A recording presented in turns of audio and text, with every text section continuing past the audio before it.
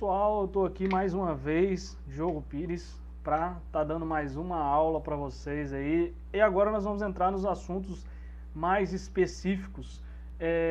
Um dos assuntos que o pessoal mais pediu para mim aí foi falar sobre o Apocalipse. E o assunto é vasto, então eu vou particionar por temas, tá certo? Porque aí fica mais fácil de você entender. Não fica tão corrido aqui para me falar, tá certo? E você vai ter um conteúdo mais tranquilo para depois você poder parar o vídeo, olhar quais os versículos que eu falei, que eu citei, ou verificar as informações que eu dei aqui no Google, onde você quiser, tá certo? No final do vídeo, eu sempre coloco lá para você se inscrever, né, no canal e tudo, para você dar seu like, compartilhar com seus amigos, ativar o sininho, é muito importante, porque como a gente está dando várias aulas, né, aqui, então quando você ativa o sininho, automaticamente quando eu lanço um vídeo novo, você recebe uma notificação no seu celular e você fica sabendo que saiu uma nova aula e você pode acompanhar os estudos que a gente está dando aqui em sequência, tá bom? Eu estou fazendo desse modo uma série, né? E a série de hoje, como você já está vendo na tela aí, é Apocalipse. Então nós vamos falar sobre as 7 igrejas. Nesse primeiro vídeo nós vamos falar só sobre Éfeso, mas eu vou dar um apanhado geral, porque as pessoas gostaram muito quando eu falei sobre a questão do correio na aula passada, que está na aula de estudo bíblico, panorama bíblico do Antigo e do Novo Testamento. E a última aula eu citei sobre esse correio e tal, e as pessoas pediram como é que funciona isso. E aí eu vou mostrar aqui no mapinha onde era a Ásia daquele tempo, a Ásia Menor daquele tempo, é uma Ásia romana, e não a Ásia que a gente conhece hoje, do Japão, China, né, Rússia, que faz parte. Então, assim, nós vamos trabalhar um pouco mais isso.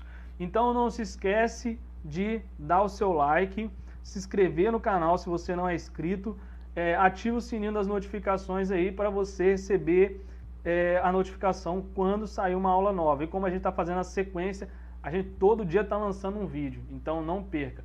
Vamos para a aula, sem mais delongas, para a gente iniciar isso aqui, tá certo? Vamos lá.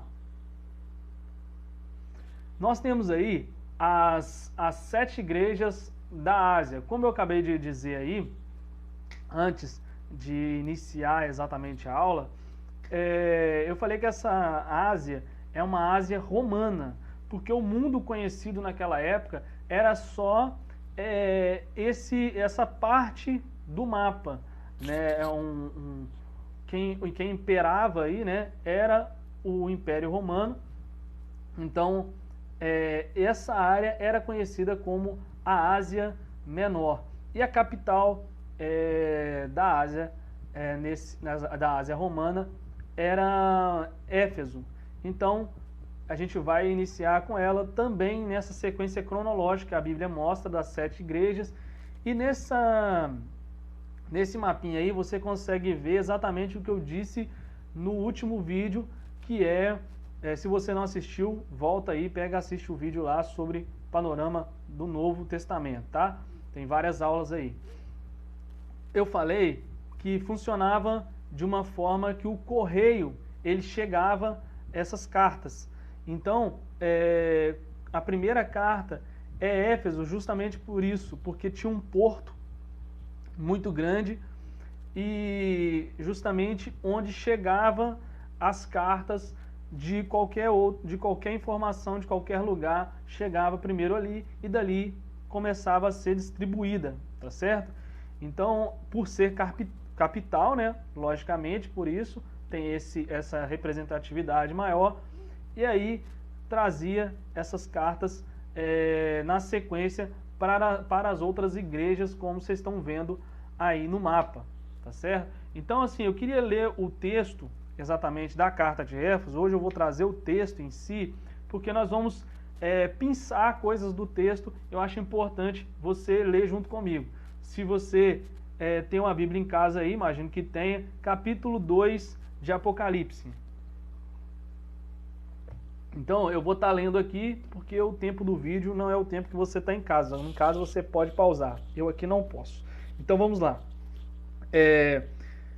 Capítulo 2 de Apocalipse diz: Ao anjo da igreja em Éfeso, escreva: Estas são as palavras daquele que há 7 estrelas em sua mão direita e anda entre os 7 candelabros de ouro.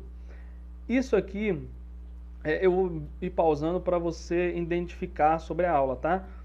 Essas 7 estrelas em sua mão e ainda os 7 candelabros, está falando dessas 7 igrejas da Ásia, tá certo? Então a representatividade aqui no símbolo é dessas igrejas, tá bom?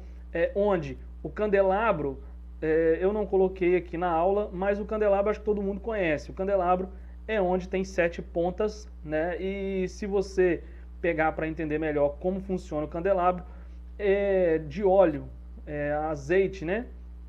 É um azeite que ele faz com que todas as 7 pontas, os 7 pontos ali que se acende, é fornecido para que tenha fogo. Então, Jesus, Deus, né, ele é o óleo que fornece azeite para que todas essas pontas elas sejam incendiadas. Tá certo? Então esse é o significado aqui desse símbolo. Então vamos ao versículo 2. Conheço as suas obras, o seu trabalho árduo e a sua perseverança. Sei que você não pode tolerar homens maus, que pôs à prova o que dizem ser apóstolos, mas não são, e descobriu que eles eram impostores. E aqui está falando, o que a gente vai continuar lendo aqui, é que pessoas começaram a entrar e trazer heresias para dentro da igreja de Éfeso, entendeu? E pessoas estavam deixando o entendimento inicial que foi mostrado para elas sobre Cristo e estavam começando a se desviar para essas heresias, para essas coisas que estavam sendo trazidas por pessoas que não seguiam o conceito do cristão no início do tempo, como Jesus pregava, entendeu? Então é esse o entendimento aqui. Versículo 3. Você tem perseverado e suportado o sofrimento por causa do meu nome, e não tem desfalecido. Versículo 4. Contra vocês, porém, tenho isto: você abandonou o primeiro amor. 5. Lembre-se de onde caiu, arrependa-se e pratique as obras que praticava no início. Se não se arrepender, virei a você e tirarei o seu candelabro do lugar dele. Tá vendo como o que eu disse sobre as igrejas elas serem parte do candelabro? O próprio texto ele mostra que se a igreja de Éfeso ela não se arrependesse, Deus tiraria ela do lugar que ela ocupava nesse candelabro, tá bom? Então vamos lá, versículo 6. Mas há uma coisa a seu favor: você odeia as práticas dos nicolaítas, como eu também as odeio. Vamos dar um pause aqui sobre esses nicolaítas, que é interessante. Os nicolaítas, eu não sou um cara tão chegado à etimologia da palavra, a ficar buscando isso, mas para entendimento dessa carta é necessário, tá certo? Então eu fui buscar aqui para vocês saberem o que é nicolaítas, porque nicolaítas vem de Nico, conquistar, e laítas, pessoas. Então, pessoas sendo conquistadas, ou pessoa conquistada, seria a tradução. Isso é do grego, tá bom? Que é Novo Testamento, então a maioria das coisas aqui estão na linguagem grega, traduzida na linguagem grega. Também aprofundando um pouco mais, ainda fica como o Nico, né? Ou Nikos, ou que vem da palavra laios e leigos, né? Que é do grego também, quando você vai esmiuçando a palavra, vai esmiuçando, que significa povo, massa, a plebeu, a plebe. Então, é aquele que não tem conhecimento. Interessante isso, porque muitos só ouvem o que o pastor prega, ou que alguém fala na igreja, não lê, não procura entendimento sobre a palavra. E é muito bom você ter conhecimento, como esse estudo que eu estou dando, ou pode ser qualquer outro estudo no próprio YouTube, né? Nessa plataforma aqui, porque conhecimento te faz você saber onde você está caminhando.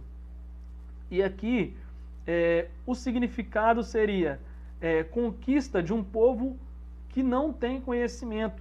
Então os nicolaítas, eles se aproveitavam de pessoas que não tinham tanto conhecimento e aí pregavam as suas heresias para eles, de adoração a outros deuses e tal, e essas pessoas, elas iam seduzidas por essa falta de conhecimento e porque essas pessoas geralmente falavam muito bem, se expressavam muito bem, e aí as pessoas eram conquistadas por essas heresias e acabavam se desviando do caminho. Então, quando ele fala no versículo anterior a chegar nesse ponto, ele fala: lembre-se de onde vocês caíram, arrependam-se e praticam as obras que praticavam no início. Porque quando você tem os primeiros conhecimentos da Bíblia, você fica maravilhado com o que Deus faz, com o que Jesus representa, com o que o Espírito Santo ele faz sobre a sua vida. Então tudo isso modifica a sua vida de tal forma que você fica num transe, vamos colocar assim a palavra, sobre aspas, que você acha tão maravilhoso o que ele fez. Então, não é só ficar no primeiro amor, mas o primeiro amor ele te dá base para você viver coisas muito maiores na sua vida, entende? Então, essas coisas fazem com que você possa crescer espiritualmente, sempre lembrando do início de tudo, da onde você chegou ao Evangelho, tá certo? Porque o Evangelho é boas novas, e quando você recebe essas boas novas, uma boa notícia, você fica alegre. Então é disso que a carta está querendo dizer aqui. Uma outra coisa que eu também anotei aqui é que os nicolaítas, a palavra nicolaíta ou Nicolau, né, ela vem de um outro texto que está lá em Atos, tá certo? Porque você vai falar assim, mas quem eram os nicolaítas? É uma pergunta que eu me fiz para depois trazer para vocês aqui. Os nicolaítas, eles são citados, ou a pessoa, né, ela é citada, o Nicolau, ele é citado em Atos, capítulo 6, versículo 5, tá certo? Que diz assim, ó: tal proposta agradou a todos, então escolheram Estevão, homem cheio de fé e do Espírito Santo, além de Filipe, Prócoro, Nicanor, Timon, Parmenás e Nicolau, um dos convertidos ao judaísmo, proveniente de Antioquia. Então aqui a gente tem a informação de que ele era da Antioquia, tá certo? Ele é da Antioquia e ele foi uma das pessoas que foram escolhidas para ajudar a assistir melhor, a palavra nós vamos falar que é assistir, né? Assistir melhor as viúvas, porque elas, deixa eu voltar aqui só a minha Bíblia, só deixar no ponto aqui, elas eram pessoas que não estavam recebendo alimento, não estavam sendo alimentadas nesse início aqui de Atos. E aí, quando todo mundo repartia o pão, as coisas, né, então elas não estavam sendo bem assistidas, e aí os apóstolos, eles não estavam conseguindo fazer essa logística, e aí foi levantado 7, e desses 7, Nicolau foi um dos que foi levantado para ajudar nessa questão das viúvas. Mas, porém, todavia, alguma coisa aconteceu nesse período de tempo aí que ele ficou dentro do evangelho, e ele começou a levantar heresias, e daí veio a nomenclatura, né, de Nicolaitas, deste nome, deste rapaz que foi levantado, né, para ajudar os apóstolos a alimentar as viúvas, tá certo? Então, é uma das coisas que tem dentro dessa carta. Vamos lá. Uma outra coisa que é muito importante, além dessa parte toda de entender essa parte dos Nicolaitas, tem uma outra parte aqui que a gente vai falar do porquê do entendimento dessa primeira carta também, que está no versículo 7 aí. Aquele que tem ouvidos, ouça o que o Espírito diz às igrejas. Ao vencedor darei o direito de comer da árvore da vida, que está no paraíso de Deus. Olha que interessante. Por que é interessante? Porque em Gênesis, capítulo 3, versículo 3, você vai ver lá que foi a queda, né? Foi a queda, Adão e Eva comeu do fruto proibido, da árvore do bem e do mal.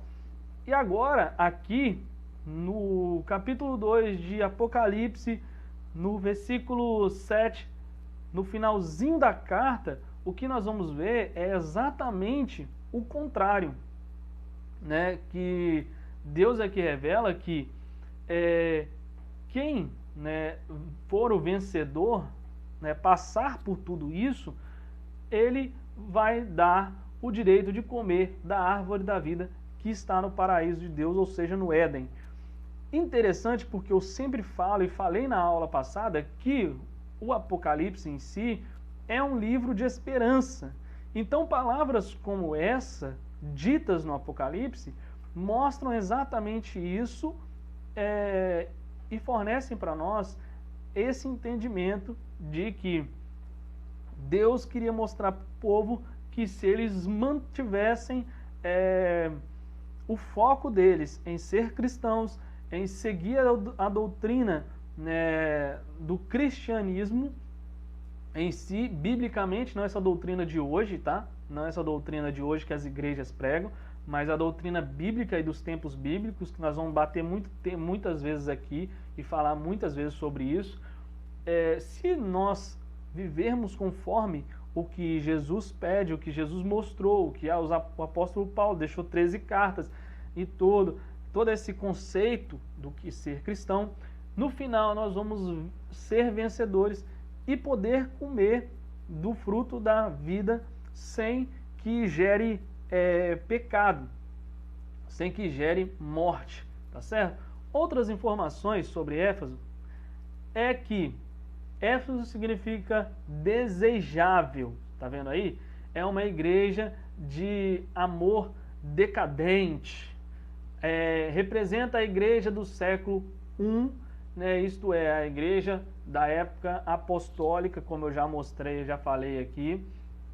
Tinha uma população, aí essas informações são só mesmo para vocês terem de apanhado maior, tá?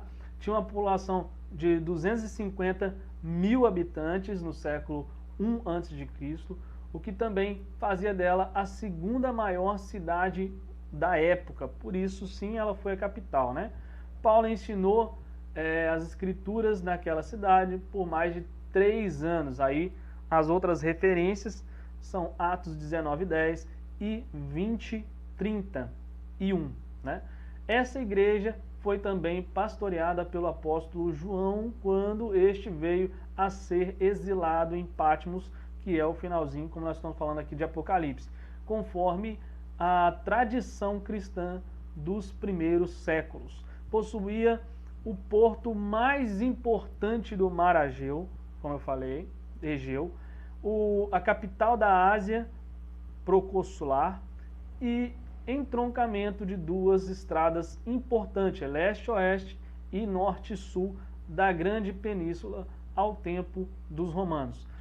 Informações que eu já tinha falado aqui, mas hoje a cidade de Éfeso é apenas um museu a céu aberto, só existe ruínas, tá? Essa Éfeso, essa Ásia Menor, esse local onde as escrituras falam. Lá nós temos algumas coisas que são bacanas de ver, porque era uma cidade também que tinha muita idolatria, tá? Muita idolatria, e algumas dessas estátuas a esses ídolos existiam, e por isso essa força dos nicolaítas era muito grande, porque eles diziam cristãos, mas eles ao mesmo tempo eles queriam adorar outros deuses. E como a Bíblia já disse, né, várias vezes em toda ela, e o texto mais famoso, né, é que a minha glória não darei a outro, é o que diz Jesus, a minha glória não darei a outro. Então, adoração somente a Deus, a Jesus, ao Espírito Santo. Então essas coisas não tem como a gente discutir, não é algo discutível, é algo bíblico, não é doutrinário, tá certo? Então eu não estou batendo aqui em nenhuma religião que tenha essas doutrinas de adoração a santo, nada disso. É algo bíblico, e aqui nós vamos falar só de Bíblia, tá bom? E essas coisas são coisas que a gente via naquele tempo na cidade de Éfeso, e por isso talvez hoje a cidade não exista funcional, ela é só apenas turística, um museu a céu aberto, e lá só existe ruínas. Então eu acho que é só isso mesmo, que é bem simples, é o capítulo 2, só essa primeira parte. Depois a próxima aula será a aula sobre a carta à igreja de Esmirna, tá bom? Então, fique por aí, fique por aqui nesse canal.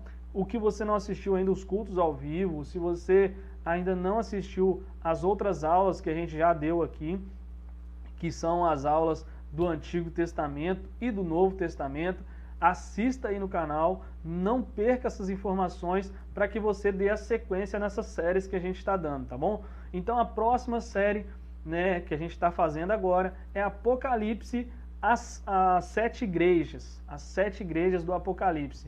Nós vamos falar sobre as 7 igrejas, depois nós vamos falar só sobre o capítulo 1, porque tem muita informação no capítulo 1, aí nós vamos trazer um pouco mais sobre a questão do próprio João, quem foi João. Então eu vou usar esse capítulo justamente para essa sequência de falar quem foi João, o autor do livro de Apocalipse inspirado por Deus. Então nós vamos trabalhar isso de uma forma separadamente dessas outras histórias bíblicas que tem no Apocalipse. Vamos agora para as 7 cartas.